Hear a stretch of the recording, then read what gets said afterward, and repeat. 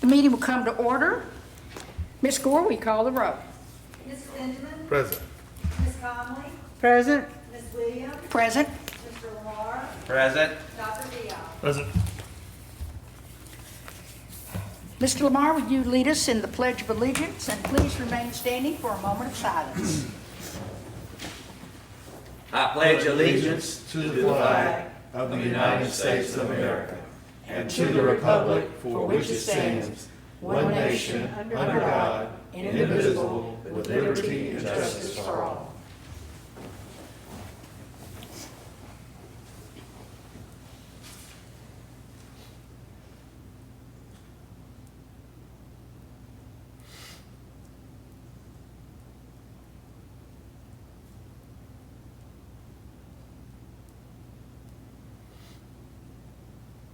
Thank you.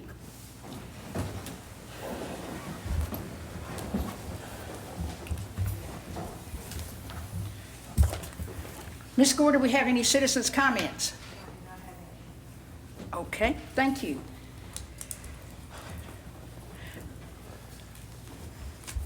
Is there a motion to approve the October 26, 2021 agenda? So moved. Second. Moved by Mr. Benjamin, seconded by Dr. Viox. All those in favor say aye. Aye. Oh, I forgot, any discussion, sorry.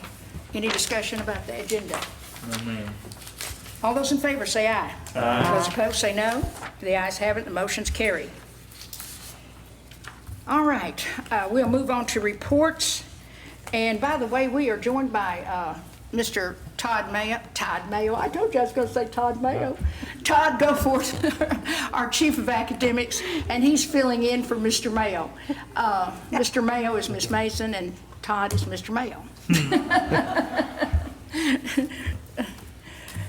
We're glad you're here. Thank you. Thank you for doing it. Thank you.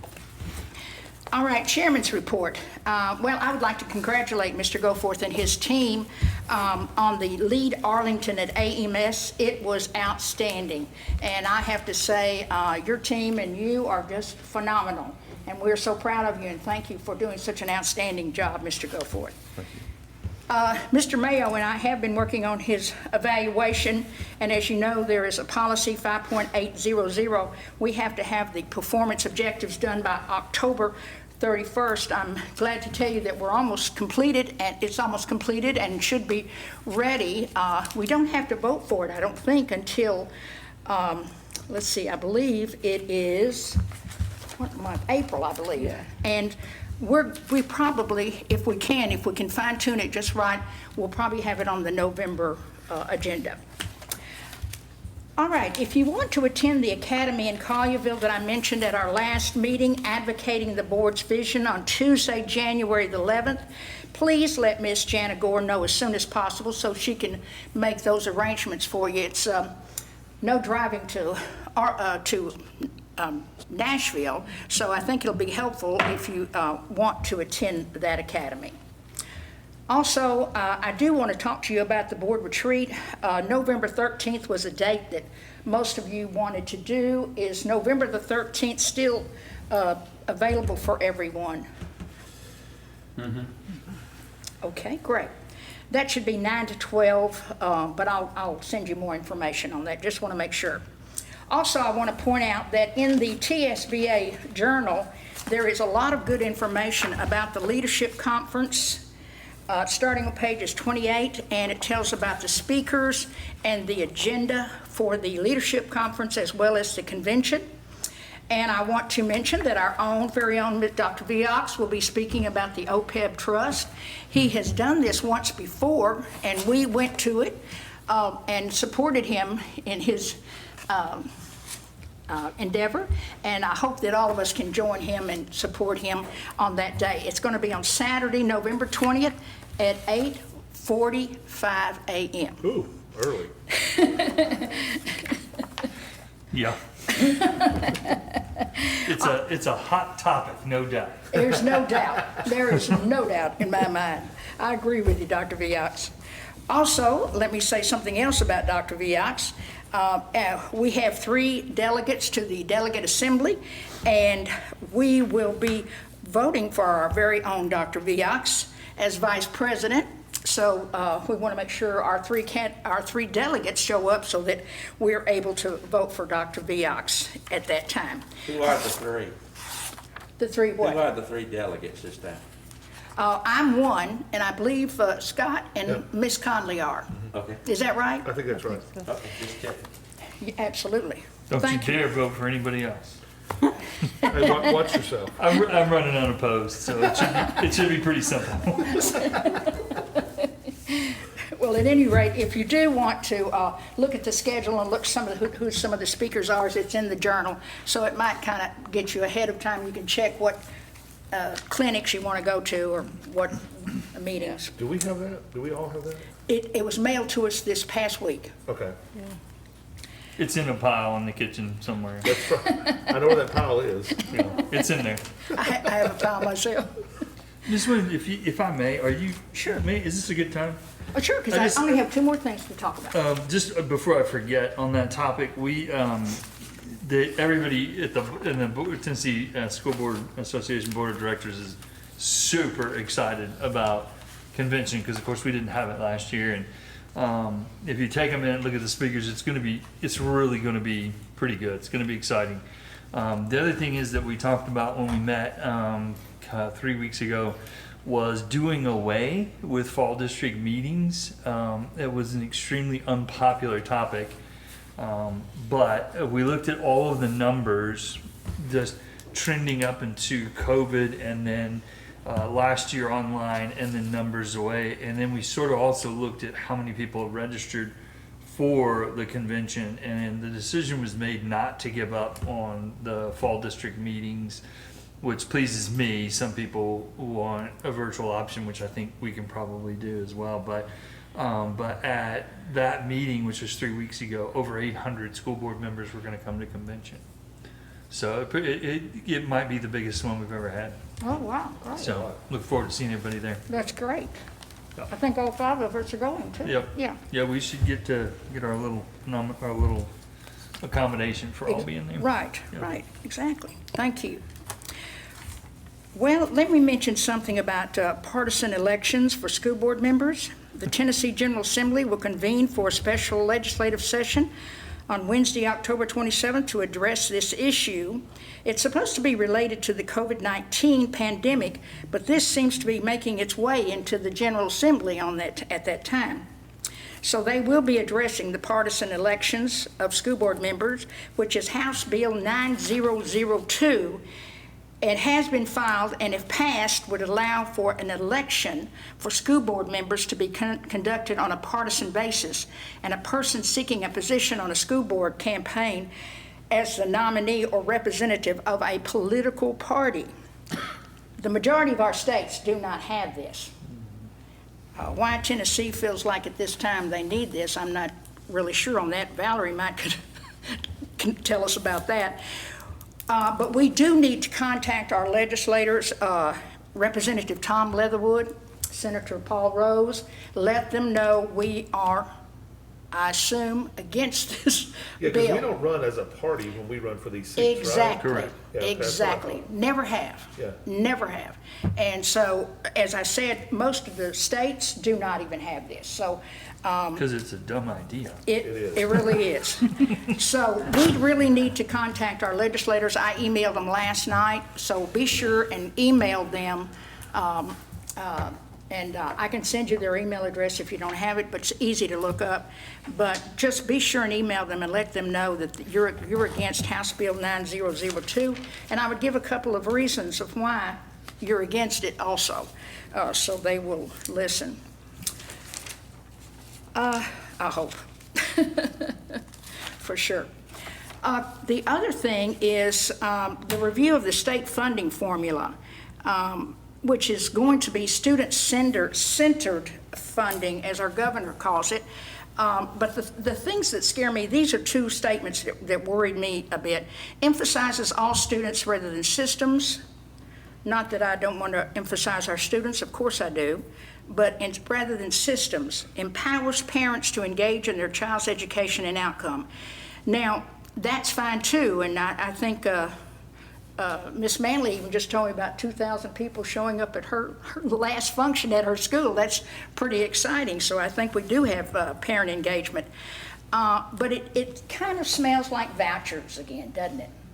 It just seems like this could be a way of getting back to voting on vouchers once again, as it was passed last year. But as you remember, it was Shelby County and Metro Nashville that were targeted, and they said in the courts they said they couldn't do that. So I don't know what y'all think, but that's just something that just crossed my mind. It just sounds like maybe we're trying to go back to vouchers. What do you think? Oh, without question, that's the yeah, goal. Yeah, without question. Yeah, I agree with you. Well, their ultimate goal is to take money away from public education. Well, That's their- exactly. That is the ultimate goal, I'm afraid to say. Okay, just wanted to bring those two things also to your attention, and I appreciate that. Any questions? I noticed in the book that we got that they were asking donations, they're gonna have an auction about the Humphreys County. Was that an individual thing? Was Yeah, that a board thing? Or? Yeah, I've been really trying to figure that out, Mr. Lamar. What can we send to Humphreys County for that? And in fact, I was just talking to Mr. Benjamin about it before the meeting. I have not come up with anything. If y'all think of something that we can do, We can take it when we go, and it gave us a room to put it in.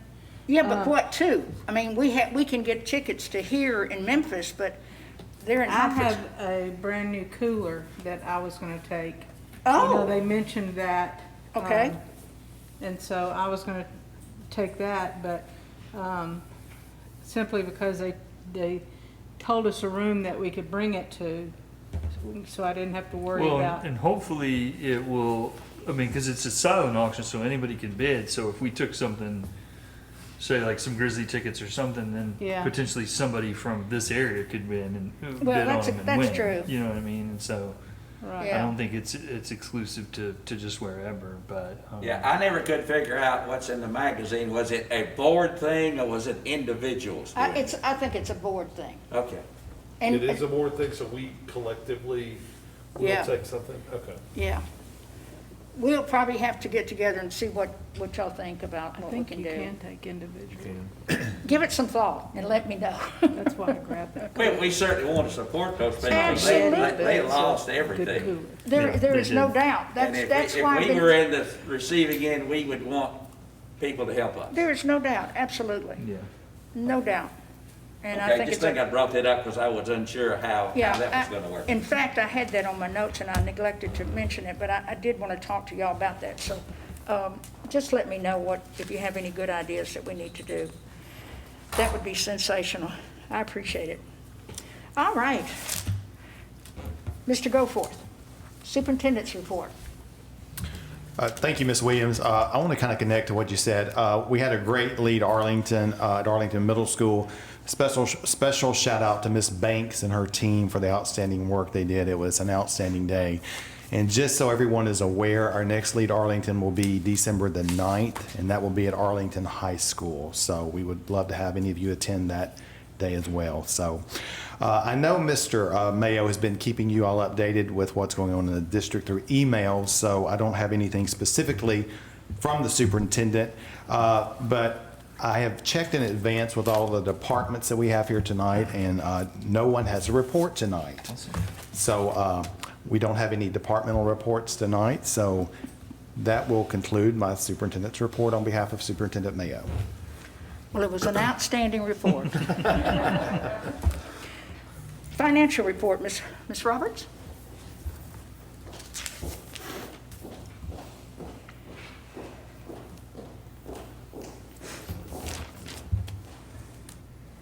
Good evening. For the August 2021 financial report, general fund revenues, $2,908,103. Expenditures, $4,771,727. Nutrition fund revenues, $237,589. Expenditures, $128,508. Federal and discretionary grants, revenue $194,517. Expenditures $261,171. CIP fund, revenues 0, expenditures $444,894. For the interlocal health benefits plan asset trust report, August 2021, year-to-date revenues $3,434,283. Year-to-date expenses $7,049,181. With a beginning balance of $12.4 million, there's an ending balance of $8.8 million. And that concludes the financial reports. Thank you, Ms. Roberts. Ms. Lamar, do you have anything for TLN? I kind of stole your thunder, though, didn't I? I do not, thank you. Okay, thank you, Mr. Lamar. Is there a motion to approve the items on the consent agenda? So moved. All right, it's been moved by Mr. Benjamin, seconded by Mr. Lamar. Is there any discussion? All those in favor say aye. Aye. Those opposed say no. The ayes have it, and the motion's carried. Mr. Goforth, will you lead us through our budget amendments and recommended action items? Thank you, Ms. Williams. The first item is Resolution 2020-21-17 of the Arlington Community Schools Board of Education amending the 2021-22 schools budget. And this is just simply those monthly transfers in each department. These don't require town approval or anything such as that. So you see these monthly, but again, just those transfers between each department. So it is my recommendation on behalf of Superintendent Mayo to approve Resolution 2021-17, amending the 2021-22 schools budget. Motion to approve. Thank you, Dr. Villa. Second. Second by Mr. Benjamin. Is there any discussion? All those in favor say aye. Aye. Those opposed say no. The ayes have it. Motion is carried.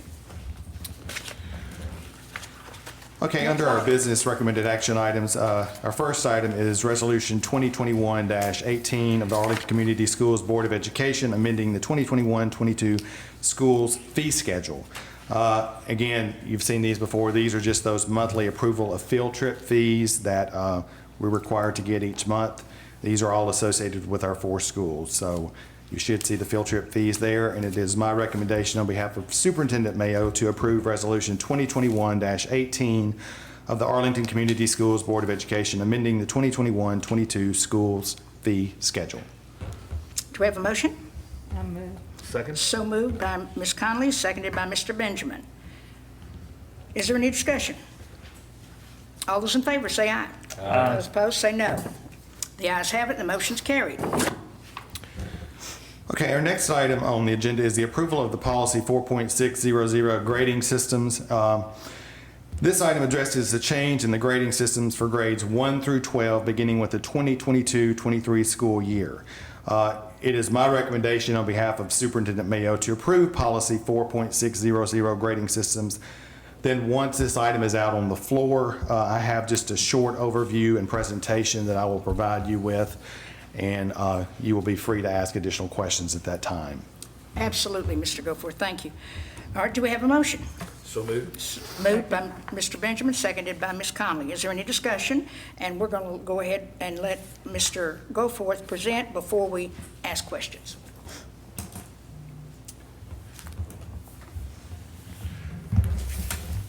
Okay, again, I have just a little short overview of the grade scale change proposal that we have here tonight, as you can see on the screens.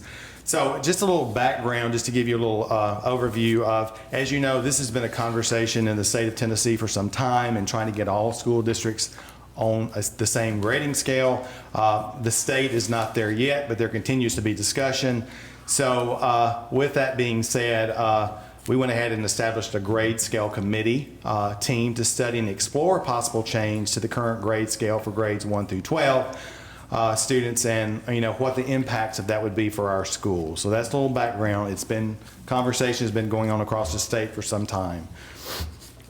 What we did as a committee, of course, we established the committee. We had various stakeholders on this committee, from the school board president, superintendent, district school administrators, teachers, parents, etc. We're all represented on this committee. We had a timeline. We came together in September to give an orientation, an overview of what the goal of this committee was, to study a grade scale change review. And then what we did beginning September 16th to the 23rd, most of you saw, we sent out a grade scale change survey to our stakeholders, and we had the results of those back we'll share tonight. And then on September the 29th, we came back together as a team to look at all of the survey results and stakeholder feedback. And so we've arrived here at October 26th with a recommendation for you tonight. So that's sort of our committee and our timeline. All right, just so you can see there, most of you are probably familiar with, this is our current ACS grading scale for grades 1 through 12. If you remember, kindergarten is not up there. Kindergarten is standards-based, mastery, non-mastery, so it's only for grades 1 through 12. But that is our current grading scale listed, A, B, C, D, F. You can see the numeric values associated with each. So the grade scale considered in the review for grades 1 through 12 was as follows. The letter A was 90 to 100, B was 80 to 89, C was 70 to 79, D was 65 to 69, and below 65 was an F. So that was the grading scale considered throughout this study. And we would like to point out, that the grade scale change would not take effect until the 2022-23 school year. So, and it would not be retroactive. It would all begin for the 2022-23 school year. So that's when this would be for. Concerning transfer grades, just so you're aware, student transfer grades reflective of academic school years prior to the 2022-23 school year will utilize the previously used ACS grade scale so that those grades would match that of our current ACS students. Okay, so that pertains to transfer grades.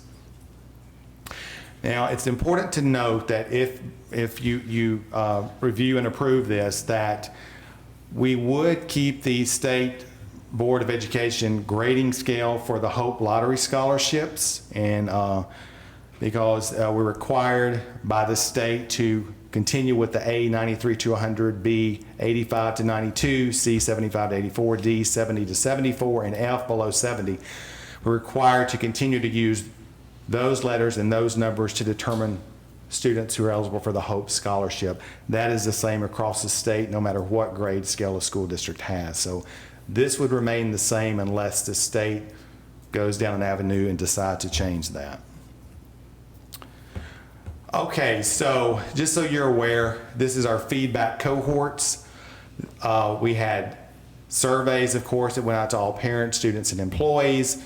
We had stakeholder comment feedback. We had our ACS employee comments and feedback, administrators, teachers, and we also had representatives from each school, PTA, PTSA feedback as well. So we feel like we had an ample variety of feedback from various stakeholder groups. All right, so you see what we had for feedback. We'll start with the surveys. So with the grade scale feedback surveys, we had 2,795 total survey responses, which we thought was very good feedback for surveys. So we had quite a few people. Now that number, that could be parents, that could be students, that could be teachers. So they're all in that 2,795 number together. So that's how many survey responses we had.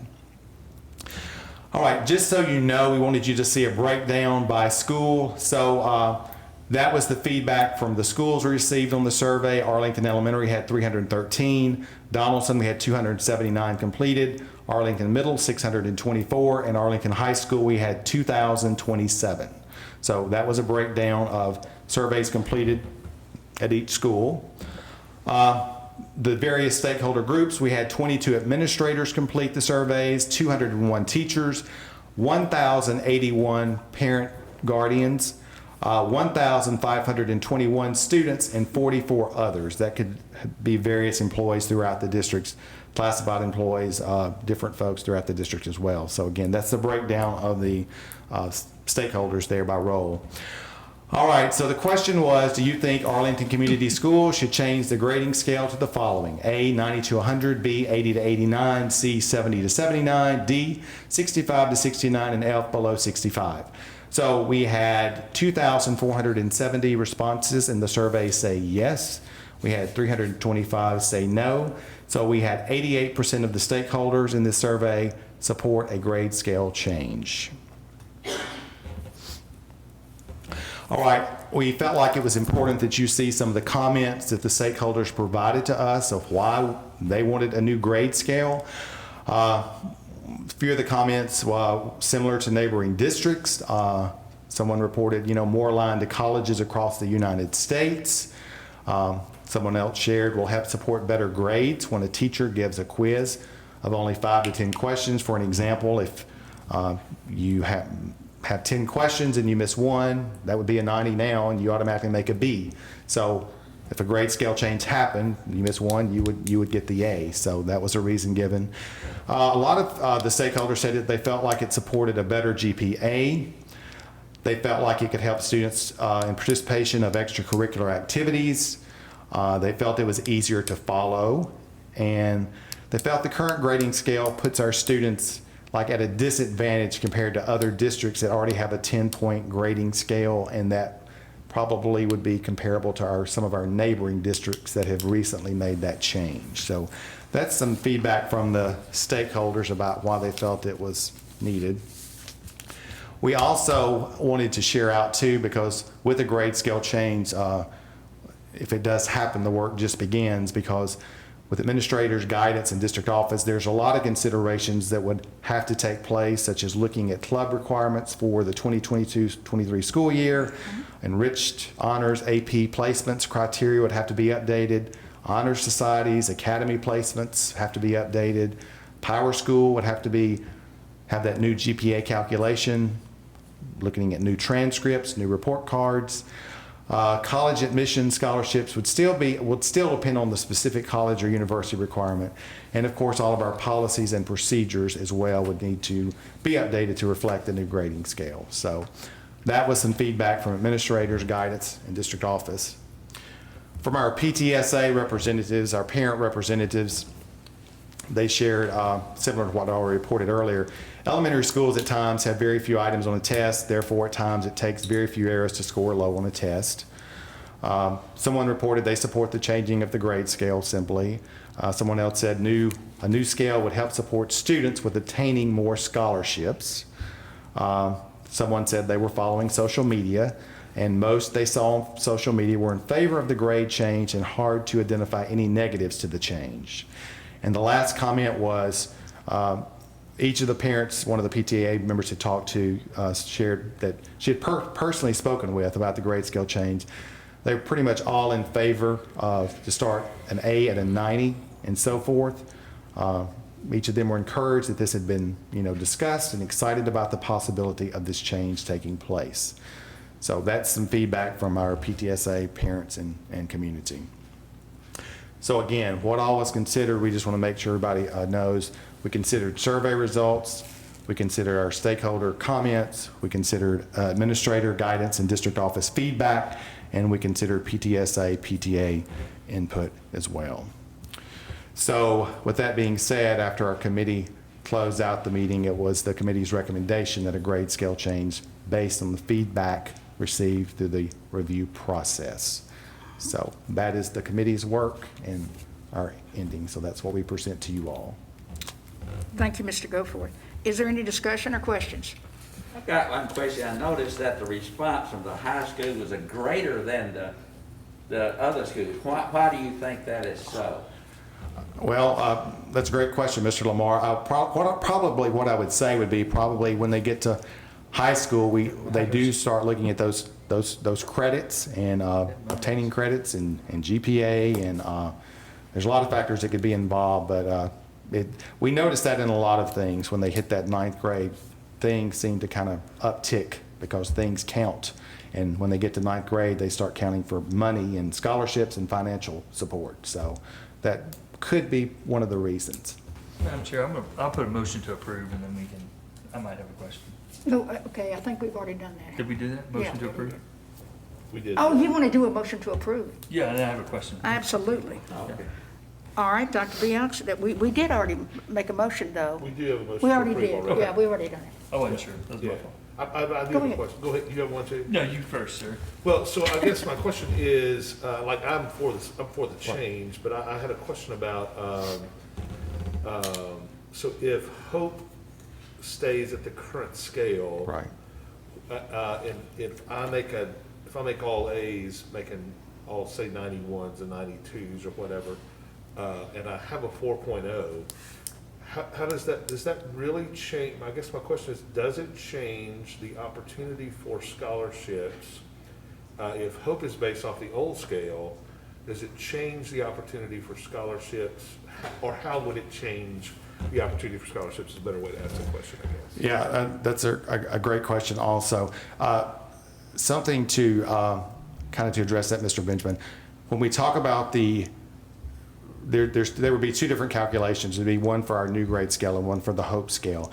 But with the Hope scale, with that is an unweighted scale. So if students on our 90 to 100 grade scale, that's a weighted grade scale. So kids taking like AP, taking dual enrollment, taking honors, those kids get an additional quality point. Right. Okay. Honor students get a 0.5 quality point. So over in the Hope Scholarship column, there is no quality points added. So that would have no impact on the GPA in reference to the Hope Scholarship, if that sort of addresses what you're asking. Is that? Yeah, I like the new scale Right. personally. I'm just trying to think about as kids come out and go, okay, if I've got a 4.0, why am I not getting more money? Does that create the propensity for a lot of confusion around this, that hey, I've got all A's but I still don't qualify for X amount of dollars? Just thinking through this as a parent, going, wait a minute, I've got a 4.0, why don't I qualify for whatever the A scale would be because you're 91 or 92? Are we creating confusion down the road, or? What do you think about that? I would address it this way. This has been a question before. So much of it depends, honestly, on the university or the college of what they require. Certain universities look at the weighted scale, so they look at, if you did take AP or you took dual enrollment or you took honors courses, they look at that GPA. That's the weighted scale. Okay. So you might have, like we have students right now at Arlington High School that may have a 4.2 or 4.3. Right. So some universities would look at that scale. Now you have some universities or colleges out there that they may look at the unweighted scale. So if they looked at the unweighted scale, they would be looking at that, where students didn't have a 0.5 or a 1 quality point added to that as well. So I guess to answer your question, I don't think it would cause confusion. What's happened is, if you look across the state at these districts that have changed it, all of their policies, they have their new grading scale in it, which we would as well.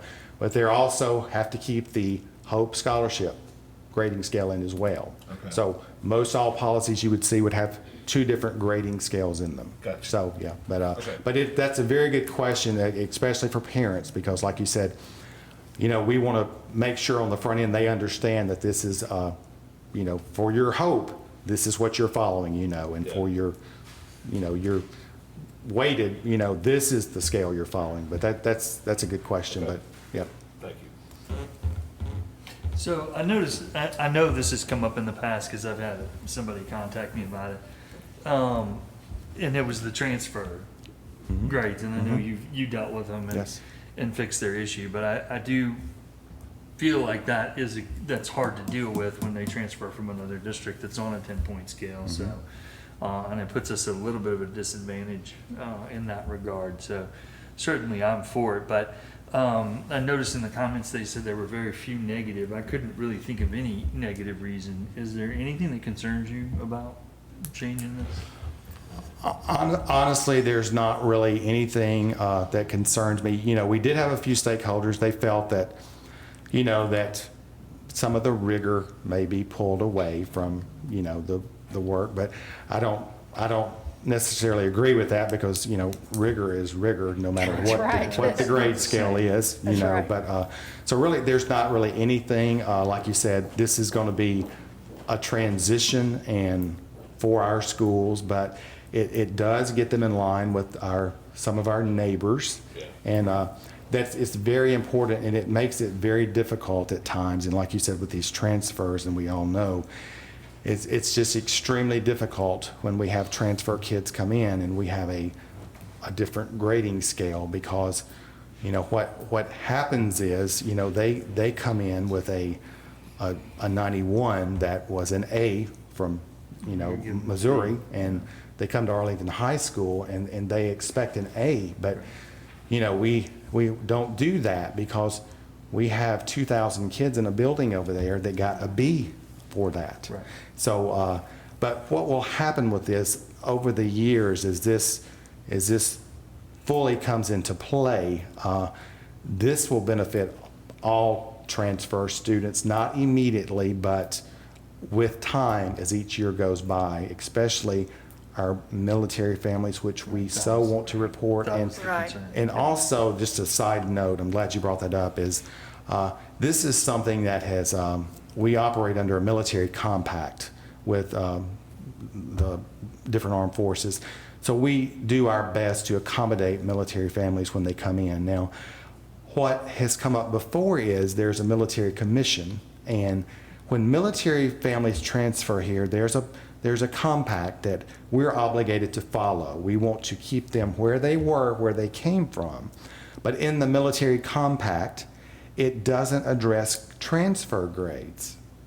So about 2 years ago, there was a conversation where we asked on our end if that request could be taken back to this military commission and see how that would fit into the military compact. So coming in as a military family, you would have more teeth on your end as well. So, but like you said, we do our best to advocate for these families. And like you said, I think in the long run, this will be a good move for our district and our schools, Was this the issue that came up with a parent before the board a couple, 3 months ago? Was that the issue that the parent was bringing to the board and what we talking about here? Yes, sir, that is correct. Okay. I thought- The only other question I had was, I noticed it said something about some grades are not retroactive to some places, so could I be a student that's possibly operating under two systems with my grading scale? Or like if I'm a freshman or a sophomore and I have 2 years and then it rolls into 22-23 and I'm under a new grading scale, will my first 2 years be under the old grading scale and my last 2 years be under the new grading scale? That is correct. So say if you were a 10th grader currently at Arlington High School, your 9th and 10th grade year would remain on the old grading scale. Those would go over to historical grades in Power School. And then beginning with the 2022 school year, you would go to the new grading scale. So as a sophomore, I might have a 91 in a class that gives me a B. And as a junior, I could have a 91 in a class that would give me an A. Yes, sir, that's correct. Okay. Yep. Transitions are tough. They are. Yeah. They really are. Transitions Well, are and tough. there has to be some sort of hard line. Exactly. Yeah, of course. Yeah, I get that. Yeah. Absolutely. Yeah. I mean, there has to be. The challenge is the reporting of these GPAs throughout the year to these universities, and so we try to keep those lines in August and January and May, because try to keep them as steady as possible with those GPAs. But yeah. Was there a thought around at 22, 23 retroing anybody in that group that's maybe a junior or whatever that's had 2 years or whatever, or maybe 3 years of the old system, retroing them into the new system? Is there any thought or talk around that at all? Honestly, Mr. Benjamin, there was none at all, to be honest. Okay. Yeah. Okay. I think so much circulates around, GPAs and the reporting of these GPAs for various scholarships, and these numbers being reported already, and so. But Okay, thank you. That's a good question. Well, and I'm sure there's a way they track that if you all of a sudden were in line for the scholarship and your grades changed from the previous year. We saw this with Shelby County a few years ago where grades were changed and you lose everything just because the slightest hint of finagling it. impropriety. Yeah, Right. like, Yeah, okay. you Yeah. got to be really careful about going backwards and changing grades. Yeah, And that I'm makes not even sure Ms. Speakman can speak if that's even allowed, right? You're exactly right, because those, you can't even change, even within a school year, grades that have already been reported. That's much right. less. That's right. Yeah. That's right. It's been that way. Thank you, ma'am. Mr. Lamar? Well, this came up because, I've been teaching at Southwest Tennessee Community College for quite a while. And my grading scale was the old one here, 93 to A and so forth. And the school said, you're going to change the grading scale, and the grading scale of the school was changed to what we're talking about here tonight. And this happened, I'm sure, about 5 or 6 years ago. So this has been going around longer than we think it has. How many districts in the state are going to adopt this grading scale, do you think? Or Shelby County? Do we have any idea? Well, I guess what we haven't specifically looked at like specific numbers, but I would say we would currently have about maybe half and half maybe across the state. It's just really kind of got some drive this past couple of years, especially locally, around from, Collierville, Germantown, those type places. So it's kind of picked up some speed here, but across the state, it still varies from district to district. And interestingly enough, if, we do this in 2 years, the state may come back and say, well, we've decided to change everybody to something else, the same grading scale, because actually the original one the state was looking at the time, I believe went all the way down to like 60, I believe, for D or whatever at that time, but it didn't move forth. But so like you said, so it's districts sort of vary. With If I was against this, and I'm not, I would say, well, it's a watering down. You're watering down if you were against it. That's what you would say. But I think overall, it appears from what you're telling me that the trend is gaining steam of what we're talking about here tonight throughout the state. And I just think it's important to keep, I think that's a good point, Mr. Lamar, it's to keep going back to, we have to keep in our heads that, again, rigor is not associated with grades. That's right. That's So right. they're two different things. But if you do approve the change, like you said, a lot of the committee did feel that university and college-wise, many of those places are on that 90 to 100, and so they felt that would be an easier transition. So, Thank you for the good report. thank you. All right, all those in favor say aye. Aye. Those opposed say no. The ayes have it, and the motion is carried. Thank you, Mr. Goforth. You did a great job on that also. Thank you. Let's go ahead with our last item. Before announcements. Okay. So our last item, 9C, is under the business recommended action items, is for the approval of the 2021 Local Education Agency, the LEA compliance report. And this is just simply that annual report that you all complete every year, saying that we're in compliance with all federal and state education laws and the State Board of Education rules. So it is my recommendation on behalf of Superintendent Mayo to approve the 2021 Local Education Agency LEA compliance report. All right, do we have a motion? Motion. Oh, we got three. All right, very good. I think I'm the only one that didn't say anything. All right, I say it's been moved by Dr. Viak, seconded by Ms. Conley. Is there any discussion? All those in favor say aye. Aye. Those opposed say no. The ayes have it, the motion's carried. Mr. Lamar. Well, the Veterans Day program will be Sunday afternoon at 3 o'clock at the crossing at 3 o'clock.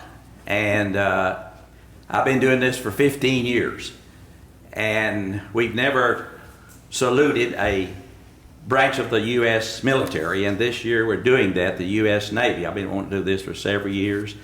And Tanya Howell and I kind of do this together, it's not all me working on it. We had a little problem with the stage being too small, so we've got a private individual in town who's going to extend the stage.